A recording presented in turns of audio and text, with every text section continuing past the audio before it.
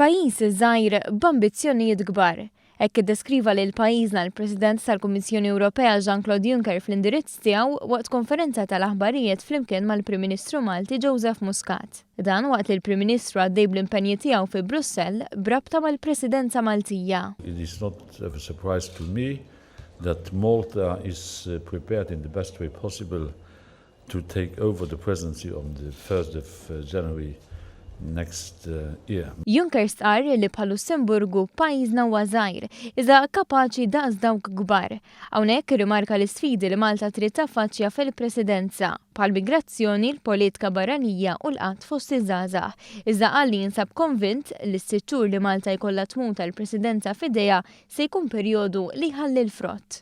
I'm envisaging this Maltese presidency not with hope, because hope doesn't help, but with the expectation that we'll make European progress during the next 6 months. Il-Prim Ministru Joseph Muscat stenna l-impenn ta' Malta li tiffoka fuq il-bżonn li l-Ewropa tagħmel progress fl-oqsma l-aktar importanti u stqarr li pajjiżna qed jimmira li jikseb numru ta' riżultati.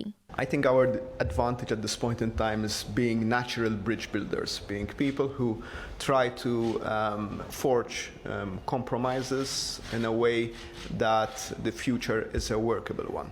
Is-sitt xhur li ġejjin se jmorru lil hinn mill-Brexit u l-immigrazzjoni, iżda hemm ħafna xogħol ieħor xi jsir, primarjament li aktar nies jifhmu l-ħidma fuq livell Ewropew. I think if there is one lesson we can draw from the global trends that we are experiencing is that a great deal of energy must be put into not only listening to people but acting on people's concerns. Intant aktar kmieni il-Prim Ministru Joseph Muscat kellu wkoll laqgħat mal-President tal-Parlament Ewropew Martin Schulz u mal-President tal-Kunsill Ewropew Donald Tusk, laqgħat li ffukaw fuq il-Presidenza Maltija u l-Malta Summit li se jsir fi frar.